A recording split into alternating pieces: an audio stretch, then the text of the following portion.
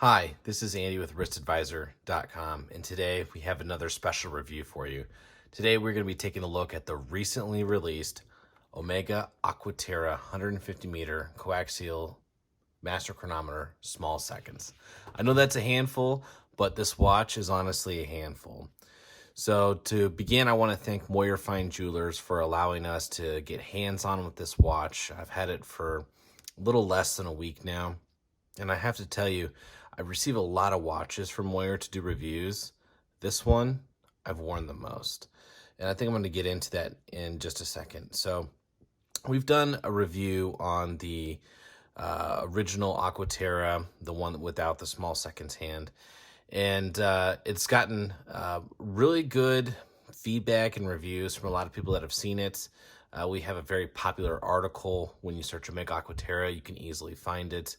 And some of the feedback that we've gotten from our readers and our viewers is everyone recognizes that the Aqua Terra is an amazing watch, but for some reason, they just haven't gone forward and purchased it yet. Now, I think that Omega is going to overcome that with this watch right here. So let me get this off the roll and put this on the wrist so you guys can see it. It is very, very distinguished when you take a look at it. And I think the camera is picking it up very nice, but in person, this watch just looks very refined. Now, I know for some of you out there that are Grand Seiko lovers, you're going to think that I'm nuts on this. But I've handled Grand Seikos plenty of times. You can check out the channel. We've done the reviews. I think the finishing on this watch, at least on the dial and the indices and just everything that's going on inside of it, is just as good as a Grand Seiko. I think the finishing on this is just amazing. Omega's done, they've gone a step and above what they've normally done. So I've got a 7.5-inch wrist. I have this fitted on the folding clasp to be able to fit it correctly. And as you can see, this blue just really pops. Moyer had 3 different references. They had this one, they had the two-tone version of this one with the rubber strap, and then they had the white version with like the cream strap. I thought this one looked best, so this is the one I wanted to be able to do for you guys. So just to start out, let's just talk about the dimensions of this watch. This is a 41 millimeter. It's got a 20 millimeter lug to lug. Now this, you can replace this with a leather strap, or you can order a metal bracelet. It does not come with a metal bracelet. This little metal link right here is part of this strap, so you don't have to order anything special to be able to fit it in between. This is part of the rubber strap. It's just a design feature. So you can swap it out for anything. We have 150 meter water resistance. Don't you ever take this one down that far? This looks more like a dress watch when you see it in person than a sports watch. I mean, even though it does come on the rubber strap, I mean, I don't think anyone's going to be doing anything very strenuous in this watch, but it can if you want it to. The movement on this is on par with everything that Omega does. And I still have the sticker on here. I don't want to take that off just yet. And that might be a hint towards a future video. Just a hint. I might be buying this watch. I have the 300 meter. Haven't worn that a lot lately, and I'm thinking about replacing it with this. That's how much I really do love this watch, and I think that it is an amazing, amazing addition to the Aqua Terra collection by Omega. But on this, we have the caliber Omega 8916 movement.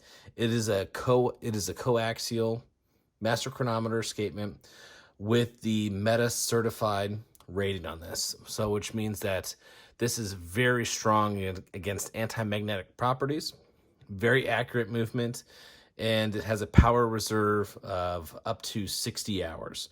So a very handy movement, something that can handle the stress test of almost anything that you can put it through, and has a very decent power reserve with it. It's not pushing the 72 hour, which I know a lot of brands are getting to, but 60 is still very, very, very strong.